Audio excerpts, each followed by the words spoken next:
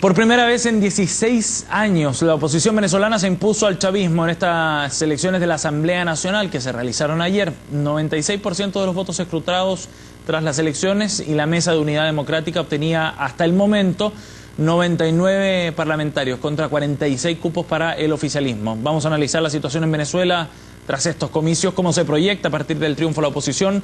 Nos acompaña el académico de la Universidad de Santiago, presidente de la ONG Venezuela Adelante, José Noguera. Gracias por estar con nosotros, Noguera. Muchas gracias por invitarme.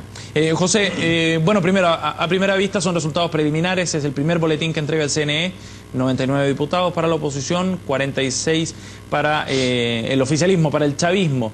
Mucho más contundente de lo que uno podría haber esperado de esta victoria, ¿o no? ¿Es sorprendente en ese sentido? O sea, superó todas las expectativas, porque ninguna encuesta daba una victoria tan contundente como la que ocurrió. Lo cual refleja que de alguna u otra forma debió haber habido un voto escondido que no se reflejó abiertamente, lo cual es muy posible, porque hay un sector de la población la cual el gobierno siempre ha ejercido una presión grande para que se manifieste a favor de ellos. José, ¿cuáles eran las proyecciones que se hacían antes de estas elecciones respecto a los cupos que podía obtener la oposición? Siempre se habló de entre 95 y 100 diputados en total. Tratando de luchar a ver si se conseguía el diputado 100, ¿no? Ya, okay. Que lo cual me daba una mayoría calificada de 3/5. Aclaremos ese punto, José, porque hasta ahora el resultado es 99-46 y quedan 22 cupos, me decía 22 usted, cupos. ¿no? 22 cupos por resolver todavía esos resultados. Hay proyecciones, leí a través de internet ya, que desde la oposición, que dicen que podrían llegar incluso a los 113 diputados. La oposición maneja la cifra de 113 diputados de que debían haber obtenido. ¿De qué manera ese escenario, en caso de que llegaran a alcanzar esos 113 diputados, por ende la mayoría calificada, los 2/3 que le permiten iniciar un proceso distinto y controlar la Asamblea Nacional ya completamente, ¿de qué manera cambia el escenario de lo que venga aquí en adelante?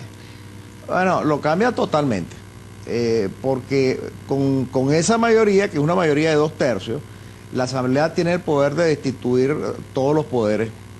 O sea, puede destituir la Corte, nombrar una nueva Corte, puede destituir al fiscal, nombrar un nuevo fiscal, el Contralor, el Defensor del Pueblo, puede destituir puede censurar a cualquier ministro y solicitar la destitución del vicepresidente, lo cual es obligatorio que se haga si lo pide.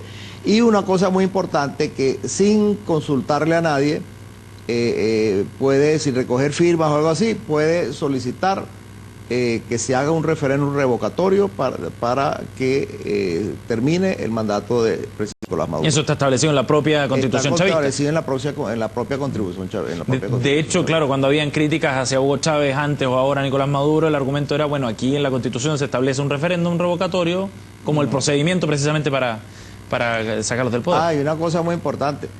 Puede revocar el Consejo Nacional Electoral, que es un ente que es evidentemente totalmente parcializado hacia el gobierno. Pero pese a lo que usted dice, que está parcializado hacia el gobierno, de todas maneras el proceso de ayer, en términos generales, aparentemente fue bastante tranquilo y hubo resultados que dan amplia mayoría a la oposición y no fueron objetados ni por el gobierno ni tampoco de alguna manera desestimaron de esa forma la tesis de un eventual fraude electoral, ¿no? Mira, lo que pasa es que ayer la diferencia fue muy grande. O sea, estamos hablando de que voto a voto, en número de votos, la proporción fue algo así como 70-30. Y una proporción de ese tamaño es muy difícil taparla. Eso por una parte. Después ahí hubo un hecho que yo tengo que decir y tengo que agradecerlo públicamente, la presencia de los observadores internacionales que el gobierno no aceptó, pero que de todas maneras fueron. Y de aquí fueron varios diputados chilenos y senadores chilenos que pudieron presenciar el proceso y que su presencia ayudó mucho a frenar los trucos estos que tradicionalmente hace el chavismo. También debo reconocer el rol de las Fuerzas Armadas Nacionales, que la gente siempre había dicho no, que ellos están controlados por el gobierno, etcétera, etcétera, pero por la Fuerza Armada Nacional se portó de una manera excelente y prácticamente obligó al gobierno que tenía que aceptar los resultados. ¿Usted cómo evalúa las palabras de Nicolás Maduro, la reacción cuando reconoce los resultados? En particular, por ejemplo, Maduro decía, aquí ganó la Constitución y ganó la democracia. ¿Concuerda con eso? Sí, pero también después dijo que aquí ganó fue la guerra económica. O sea, sí, pero eso tiene que ver con el análisis. Él arranca con un discurso aparentemente conciliador, pero ahí mismo sale con el discurso agresivo que ellos siempre han tenido. Dice, no solo dice que gana la guerra económica, o sea, no gana el pueblo, gana la guerra económica, y sale a comparar su gobierno y las elecciones de ayer con, por ejemplo, el Chile en 1973 y otros golpes de Estado que han habido en la región. O sea, prácticamente insinúa que eso fue un golpe de Estado, lo cual te refleja una vez más cuál es el carácter de ese gobierno. Pero de todas maneras el proceso electoral, a lo que quiero ir es a la evaluación general del proceso electoral. ¿Usted cree que hubo algún tipo de irregularidad en el proceso de ayer? Mira, en diversas partes del país hubo algunos problemas, pero digamos, no fueron problemas lo suficientemente severos como para afectar los resultados.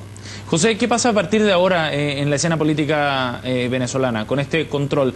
Asumamos, pongámonos en el escenario hipotético que las proyecciones de la oposición son correctas y obtienen los 113 diputados. ¿Cuál va a ser el plan que podría llevar adelante en el fondo la oposición y los primeros movimientos, considerando las atribuciones que ya ha mencionado usted, le va a permitir esta mayoría calificada? Bueno, lo primero, primero es el poder de restituir poderes más balanceados, tener poderes más balanceados en un futuro relativamente cercano. Pero también, digamos, le da un gran poder para implementar leyes orgánicas, por ejemplo, la ley del presupuesto nacional, que es muy importante, porque el presupuesto de la nación todos los años, le da el poder para interpelar a ministros, para realizar investigaciones que hasta ahora nunca se han realizado, denuncias terribles que nunca se han hecho, por ejemplo, esto lo último que pasó de los sobrinos del presidente que están los capturaron con 800 kilogramos de cocaína en Haití y están presos en Nueva York. El gobierno totalmente se negó a hacer una investigación sobre el tema. La oposición el Congreso ahora puede iniciar una investigación sobre el tema. Y eso son cosas muy importantes porque la televisión venezolana en ningún momento informó sobre la detención de estas dos personas. José, pero ¿usted cree que de alguna manera la oposición va a ir a pasar a una aplanadora legislativa o va a tratar de tender ciertos puentes, si es que es posible hablar de algo así en el ambiente que se vive hoy día en Venezuela, con el chavismo? Se lo pregunto porque eso también va a ser determinante para ver cómo reacciona el chavismo ante esta situación inédita para ellos de mayoría calificada que podría tener la oposición. Mira, el diálogo con el chavismo va a depender más del chavismo que de la oposición, porque precisamente el chavismo es el que siempre ha tenido una actitud más agresiva con los adversarios. El poder que tiene la oposición en este momento posiblemente haga que el chavismo baje un poco la agresividad. Sin embargo, uno ve la actitud del presidente ayer. Por otra parte, hay una cosa que es muy importante: que haya diálogo no significa que haya impunidad. O sea, hay muchas denuncias muy severas por ejemplo, el caso del señor Maduro, el caso de la hija de Chávez, que aparece entre las 200 personas más ricas del mundo según la revista Forbes, igual que el expresidente de PDVSA, aparece entre las 500 personas más ricas del mundo, y dice, bueno, ¿esa gente dónde saca esa fortuna si esa gente no tenía plata? Cuando entró al gobierno, no tenían plata. Entonces, yo creo que esas son cosas que hay que investigar. De la misma manera como hay que investigar ciertas muertes que han habido. Por ejemplo, el caso del fiscal Danilo Anderson, que le pusieron una bomba, lo mataron, agarraron un par de personas, un par de policías, lo metieron preso y los metieron presos sin ninguna prueba. Porque la única prueba que tenían era un testigo, que era un colombiano, que después que lo metieron preso dijo que todo lo que él había dicho era mentira. Y sin embargo los condenaron a 30 años y siguen presos allí. O sea, el caso de los presos políticos. O sea, hay muchas cosas que no pueden, simplemente no se pueden pasar por alto. Lo último, José, ¿será posible avanzar en una ley de amnistía para, por ejemplo, liberar a Leopoldo López? Bueno, de eso ya se está hablando. José, muchas gracias por haber venido hoy. Muchas gracias a ustedes.